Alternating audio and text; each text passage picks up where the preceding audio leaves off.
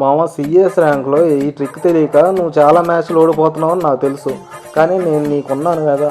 So నువ్వైతే ఈ trick నీకు యూజ్ అనిపిస్తే మాత్రం నాకైతే సబ్స్క్రైబ్ చేసి ఒక లైక్ చేసి కామెంట్ చేసి డన్ అని అయితే చెప్పు.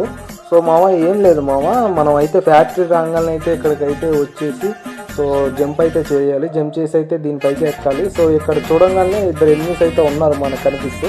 సో వాళ్ళిద్దరిని అయితే మనం ఇక్కడ పైనుంచి అయితే కొట్టేదాం.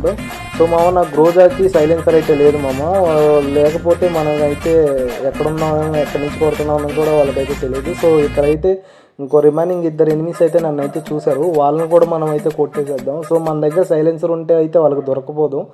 సో వాడైతే నా నుంచి తప్పించుకుందామని చూస్తున్నాడు. సో వాడిని కూడా అయితే కొట్టేద్దాం.